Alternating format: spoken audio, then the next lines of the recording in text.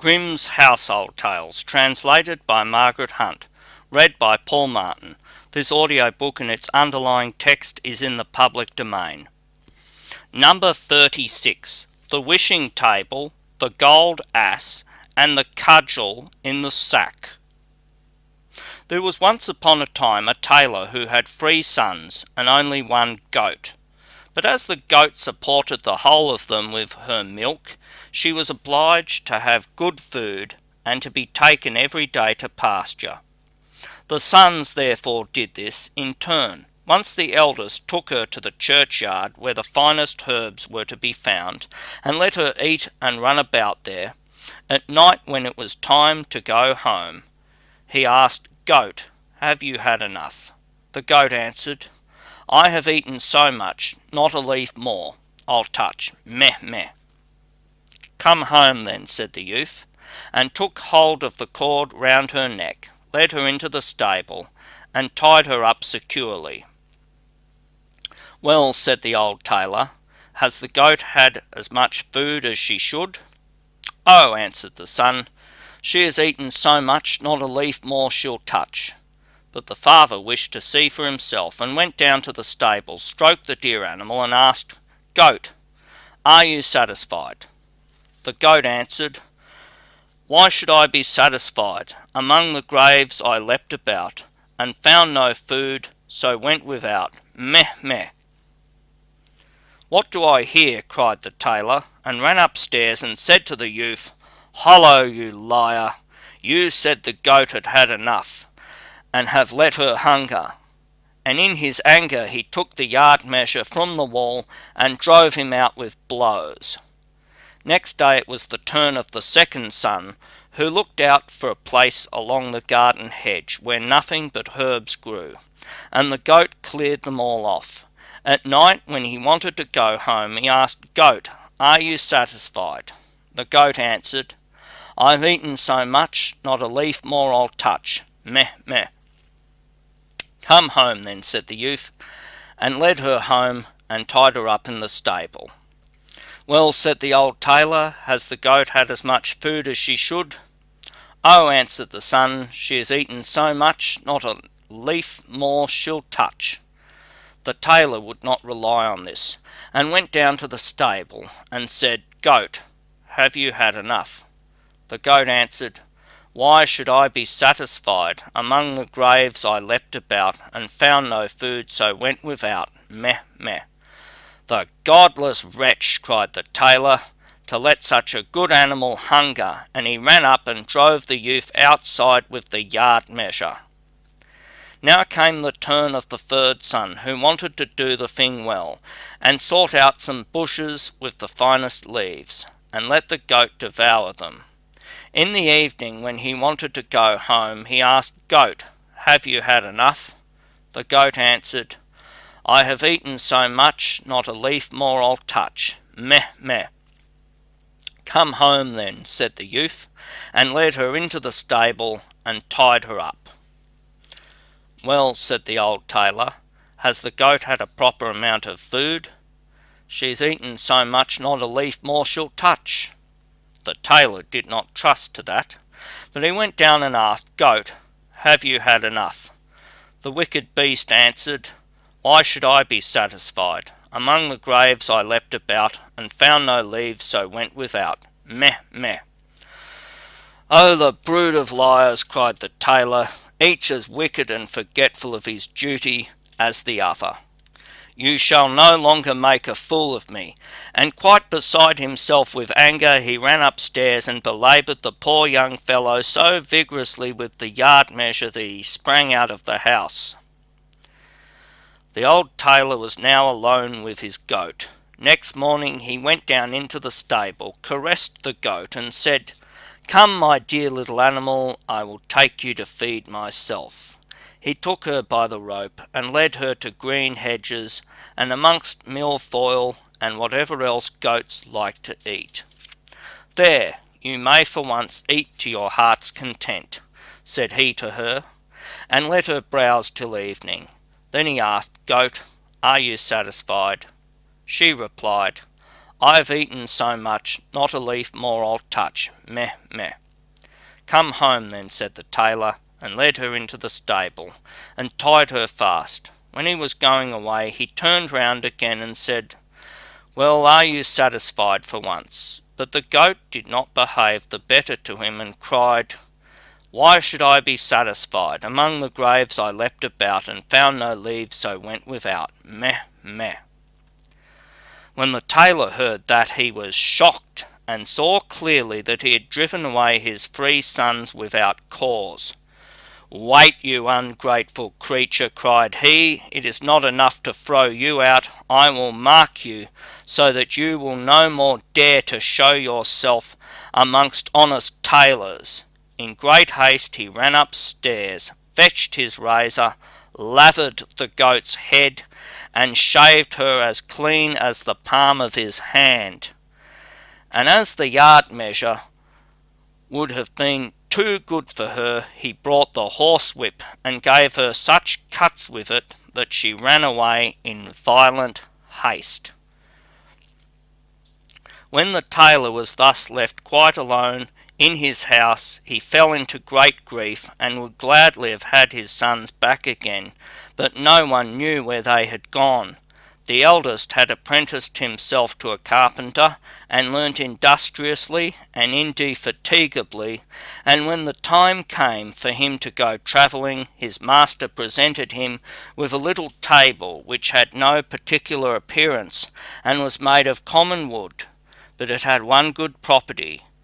If anyone set it out and said, Little table, set yourself, the good little table was at once covered with a clean little cloth, and a plate was there, and a knife and fork beside it, and dishes with boiled meats and roasted meats, as many as there was room for, and a great glass of red wine shone so it made the heart glad. The young journeyman thought, With this you have enough for your whole life, and went joyously about the world, and never troubled himself at all whether an inn was good or bad, or if anything was to be found in it or not. When it suited him, he did not enter an inn at all, but either on the plain, in a wood, a meadow, or wherever he fancied, he took his little table off his back, set it down before him, and said, Set yourself. And then everything appeared that his heart desired. At length he took it into his head to go back to his father, whose anger would now be appeased, and who would now willingly receive him with his wishing table. It came to pass that on his way home one evening he came to an inn which was filled with guests. They bade him welcome, and invited him to sit and eat with them, for otherwise he would have difficulty in getting anything. No, answered the carpenter, I will not take the few bites out of your mouths. Rather than that, you shall be my guests. They laughed and thought he was jesting with them. He, however, placed his wooden table in the middle of the room, and said, Little table, set yourself. Instantly it was covered with food, so good that the host could never have procured it, and the smell of it ascended pleasantly to the nostrils of the guests. Go ahead, dear friends, said the carpenter, and when the guests saw that he meant it, did not need to be asked twice, but drew near, pulled out their knives, and attacked it valiantly. And what surprised them the most was that when a dish became empty, a full one instantly took its place of its own accord. The innkeeper stood in one corner and watched the affair. He did not at all know what to say, but thought, You could easily find a use for such a cook as that in your kitchen. The carpenter and his comrades made merry until late into the night. At length they lay down to sleep, and the young apprentice also went to bed, set his magic table against the wall. The host's thoughts, however, let him have no rest. It occurred to him that there was a little old table in his storeroom which looked just like the apprentice's, and he brought it out quite softly and exchanged it for the wishing table. Next morning the carpenter paid for his bed, took up his table, never thinking that he had got a false one, and went his way. At midday he reached his father, who received him with great joy. "Well, my dear son, what have you learnt?" said he. "Father, I have become a carpenter." "A good trade," replied the old man, "but what have you brought back with me from your apprenticeship?" "Father, the best thing which I have brought back with me is this little table." The tailor inspected it on all sides and said, "You did not make a masterpiece when you made it. It is a bad old table." "But it is a table which furnishes itself," replied the son. "When I set it out, and tell it to cover itself, the most beautiful dishes stand on it, and a wine also which gladdens the heart. Just invite all our relations and friends, they shall refresh and enjoy themselves for once, for the table will give them all they require." When the company was assembled, he put his table in the middle of the room and said, "Little table, set yourself." But the table did not stir itself, and remained just as bare as any other table, which did not understand language. Then the poor apprentice became aware that his table had been changed, and was ashamed to having stand there like a liar. The relations, however, mocked him, and were forced to go home without having eaten or drunk. The father brought out his patches again, and went on tailoring, but the son went to work with a master in the craft. The second son had gone to a miller, and had apprenticed himself to him. When his years were over, the master said, "As you have conducted yourself so well, I give you an ass of a peculiar kind, which neither draws a cart nor carries a sack." "What use is he then?" asked the young apprentice. "He lets gold drop from his mouth," answered the miller. "If you set him on a cloth and say, 'Bricklebrit,' the good animal will drop gold pieces for you." "That is a fine thing," said the apprentice, and thanked the master, and went out into the world. When he had need of gold, he had only to say "Bricklebrit" to his ass, and it rained gold pieces, and he had nothing to do but pick them off the ground. Wherever he went, the best of everything was good enough for him, and the dearer the better, for he always had a full purse. When he had looked about the world for some time, he thought, "You must seek out your father. If you go to him with the gold ass, he will forget his anger, and receive you well." It came to pass that he came to the same inn where his brother's table had been exchanged. He led his ass by the bridle, and the host was about to take the animal from him and tie him up, but the young apprentice said, "Don't trouble yourself, I will take my grey horse into the stable and tie him up myself too, for I must know where he stands." This struck the host as odd, and he thought that a man who was forced to look after his ass himself could not have much to spend. But when the stranger put his hand in his pocket and brought out 2 gold pieces and said he was to buy something good for him, the host opened his eyes wide and ran and sought out the best fare he could muster. After dinner, the guest asked what he owed. The host did not see why he should not double the reckoning, and said the apprentice must give 2 more gold pieces. He felt in his pocket, but his gold was just at an end. "Wait an instant, sir host," said he, "I will go and fetch some money." But he took the tablecloth with him. The host could not imagine what this could mean, and being curious, stole after him, and as the guest bolted the stable door, he peeped through a hole left by a knot in the wood. The stranger spread out the cloth under the animal and cried, "Bricklebrit," and immediately the beast began to let gold pieces fall, so that it fairly rained down money on the ground. "My word," said the host, "ducats are quickly coined here. A purse like that can't be wrong. The guest paid his score, and went to bed, but in the night the host stole down into the stable, led away the master of the mint, and tied up another ass in his place.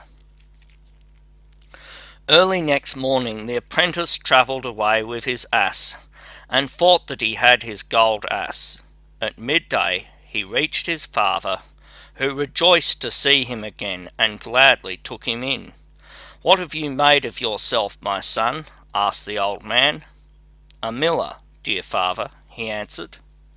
"What have you brought back with you from your travels?" "Nothing else but an ass." "There are asses enough here," said the father. "I would rather have had a good goat."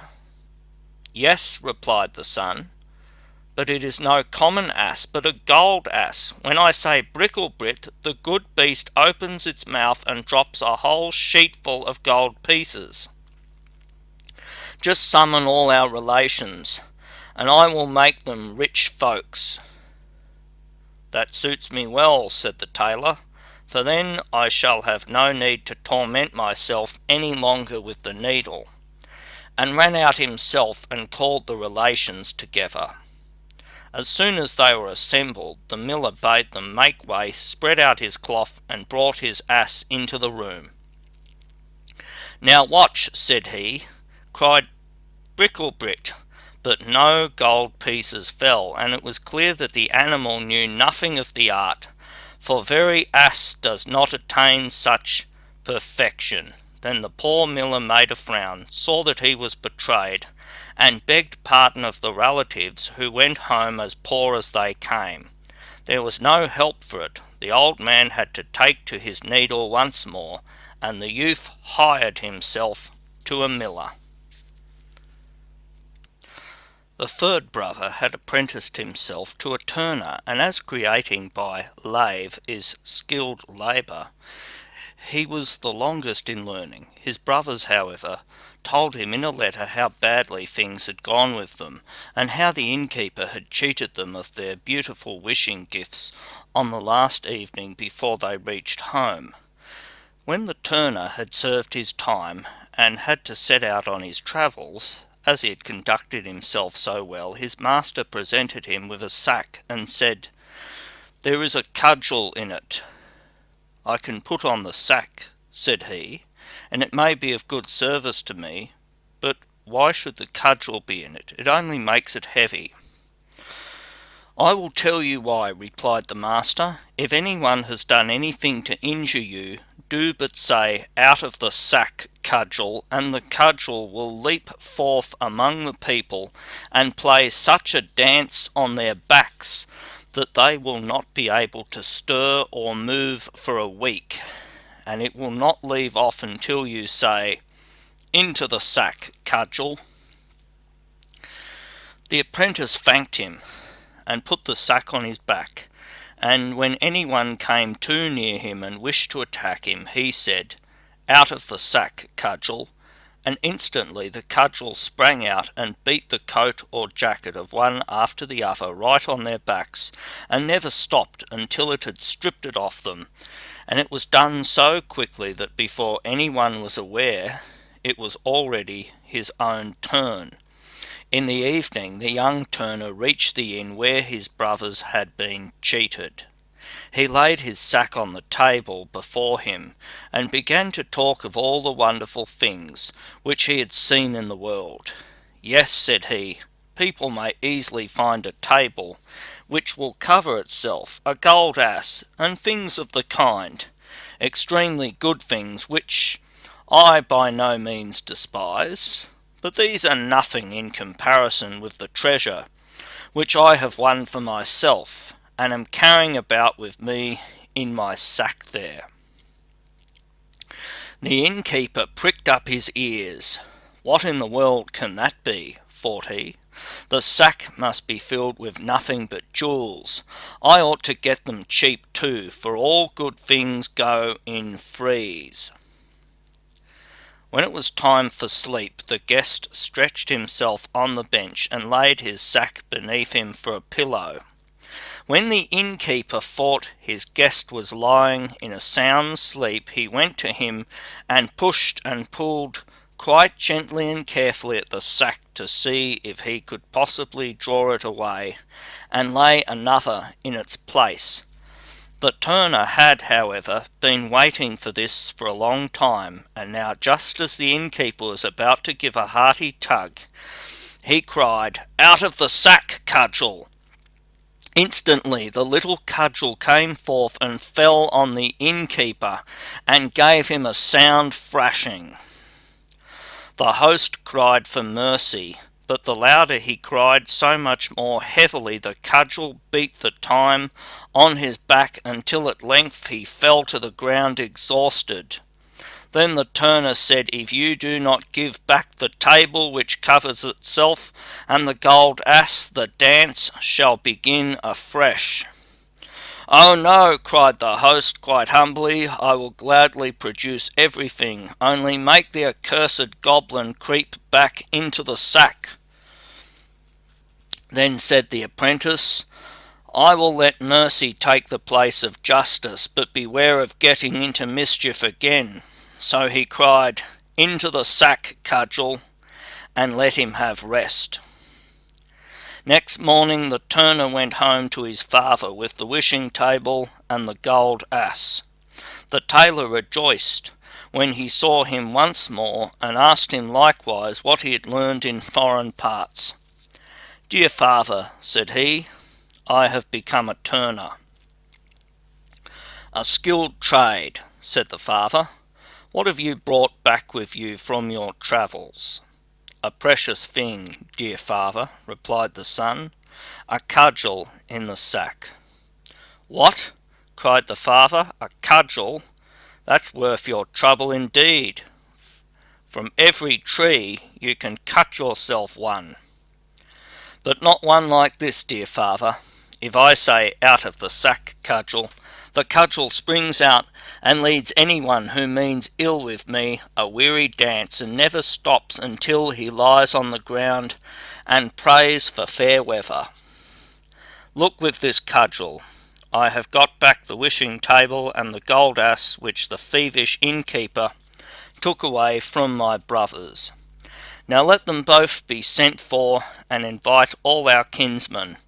I will give them food and drink, and will fill their pockets with gold too." The old tailor would not quite believe it, but nevertheless got the relatives together. Then the turner spread a cloth in the room and let in the gold ass, and said to his brother, "Now, dear brother, speak to him."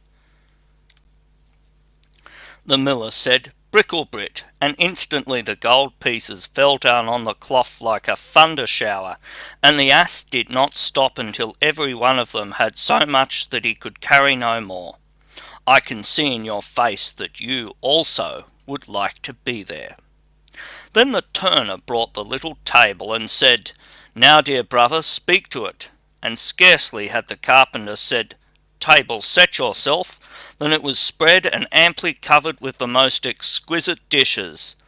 Then such a meal took place as the good tailor had never yet known in his house, and the whole party of kinsmen stayed together till far in the night, and were all merry and glad.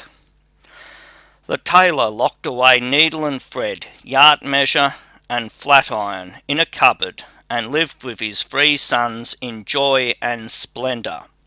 What, however, has become of the goat who was to blame for the tailor driving out his 3 sons? That I will tell you. She was ashamed that she had a bald head, and ran to a fox's hole and crept into it. When the fox came home, he was met by 2 great eyes shining out of the darkness, and was terrified and ran away. A bear met him, and as the fox looked quite disturbed, he said, "What is the matter with you, brother fox? Why do you look like that?" "Ah," answered Redcoat, "a fierce beast is in my cave, and stared at me with its fiery eyes." "We will soon drive him out," said the bear, and went with him to the cave, and looked in, but when he saw the fiery eyes, fear seized on him likewise. he would have nothing to do with the furious beast, and took to his heels. The bee met him, and as she saw that he was ill at ease, she said, "Bear, you are really making a very pitiful face. What has become of all your gaiety?" "It is all very well for you to talk," replied the bear. "A furious beast with staring eyes is in Redcoat's house, and we can't drive him out." The bee said, "Bear, I pity you. I am a poor weak creature whom you would not turn aside to look at, but still I believe I can help you." She flew into the fox's cave, lighted on the goat's smoothly shorn head, and stung her so violently that she sprang up, crying, "Meh, meh," and ran forth into the world as if mad, and to this hour no one knows where she has gone.